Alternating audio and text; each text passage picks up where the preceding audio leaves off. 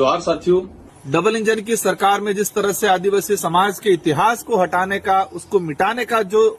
एक कहे कि षड्यंत्र जो रचा जा रहा है, उसमें आप सबकी जानकारी में आया कि मानगढ़ का जो इतिहास सभी की जानकारी में है कि यहाँ पर हजारों आदिवासी महापुरुषों ने शहादत दिया था। गोविंद गुरु महाराज के नेतृत्व में आंदोलन हुआ था और एक बहुत बड़ा नरसंहार हुआ था, जो चौथी क्लास की अंग्रेजी की किताब में आने वाली पीढ़ियों को, उन शौर्य गाथाओं को,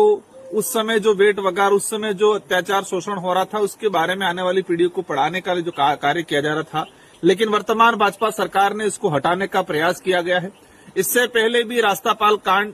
1947 में जो घटित हुआ था, कालीबाई कलासुआ जिन्होंने शिक्षा के लिए मतलब अपने गुरु की जान बचाने के लिए अपना प्राण न्यौछावर किया था, जो रास्तापाल हत्याकांड नानाभाई सेंगाबाई रोड और कालीबाई कलासुआ, उनका जो इतिहास था उसको हटाने का उन्होंने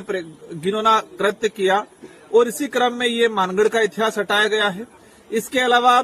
आर्यू के द्वारा जो राजनीतिक विज्ञान का जो पाठ्यक्रम था, उसमें ज्योतिबा फुले, सावित्रीबाई फुले का इतिहास भी हटाना का जो उन्होंने कृत्य किया है। मतलब देखा गया है कि पिछले 8-10 सालों के अंदर एनसीईआरटी हो या सीबीएसई हो या राजस्थान स्टेट सेंट्रल गवर्नमेंट की जितने जो पाठ्यक्रम है, जो आने वाली पीढ़ी को बढ़ाने का जो कार्य कर रहा है, उन सारे पाठ्यक्रमों से आदिवासी दलित पिछड़ों के जो महापुरुष रहे हैं, और कहा जाए कि देश को आजाद कराने में जिन लोगों की मुख्य भूमिका रही है, जिन्होंने सबसे ज्यादा शहादत दी है, इन शहादत महापुरुषों, उन इतिहास को हटाने का प्रयास किया जा रहा है। मैं एक ही चीज कहना चाहूंगा कि आप पन्नों से हटा सकते हो, कागजों से हटा सकते हो, लेकिन आदिवासी समाज, दलित पिछड़ों के समाज और इस देश के आजाद कराने में महत्वपूर्ण भूमिका निभाने वाले प्रत्येक समाज के वर्ग के उनके दिलों में बसा हुआ इतिहास को आप नहीं हटा सकते। जवाब में दे रहे हैं हमारे राजस्थान के शिक्षा मंत्री जी, और कुछ नेता कह रहे हैं कि 5वीं क्लास में है, मतलब आपके जो हिंदी का पर्यावरण का जो सब्जेक्ट है उसमें आपने डाल दिया। मतलब आप 5वीं हिंदी में पढ़ाना चाह रहे हो लेकिन इंग्लिश में नहीं पढ़ाना चाह रहे। हमारा सवाल ये है कि क्या इंग्लिश मीडियम पढ़ने वाले बच्चे मानगढ़ हत्याकांड, नानाभाई कालीबाई का हत्याकांड, रास्तापाल हत्याकांड, ज्योतिबा फुले, सावित्रीबाई फुले, इनको नहीं पढ़ना चाहते क्या, या उनको आप पढ़ाना नहीं चाहते हो? यही है इसका हटाने का मेन रीजन, यही है कि आदिवासी दलित पिछड़े समुदाय के अंदर जो एक जनजागृति आई है, अपने महापुरुषों के प्रति एक आत्मविश्वास और कहा जाए कि एक समर्पण की भावना जो जगी है, अपनापन की भावना जो जगी है, और जो देश के इतिहास को समझ के वर्तमान का निर्माण करने के लिए एक क्रांति के रूप में आगाज हुआ है इस क्षेत्र के, उसी से बौखलाहट होकर वर्तमान सरकारें इन इतिहास को हटाना चाहती है ताकि इनको लगे कि आदिवासी समाज बिखरा हुआ रहे। मानगढ़ वह स्थल है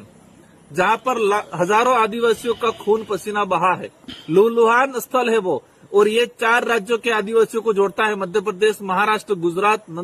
और राजस्थान और केंद्र शासित प्रदेश दमनदीप। ये 4 राज्य और एक केंद्र शासित प्रदेश को जोड़ने वाला सेंटर पॉइंट है, एक आस्था का केंद्र है। इनका यही है कि जो बिल प्रदेश की जो डिमांड थी, वो मानगढ़ हत्याकांड का जब पढ़ेंगे तो स्वाभाविक एक अलग बिल राज कायम करने की जो डिमांड थी, उस डिमांड की ओर अग्रसर करती है ये जो हत्याकांड। तो शायद उनको लगता है कि इस एरिया को बिखेरने के लिए, आदिवासी समुदाय को बिखेरने के लिए, वोट बैंक बनाने के लिए और आदिवासी समुदाय में क्रांति नहीं आए, एक जागृति नहीं आए, उस उद्देश्य से शायद उनको हटाने का प्रयास किया जा रहा है। लेकिन मैं पुनः कहना चाहूंगा, आप किताबों से, पन्नों से हटा सकते हो, लेकिन आदिवासी समाज, दलित पिछड़ों समाज और इस क्षेत्र में रहने वाला, मानवता में विश्वास करने वाला और जो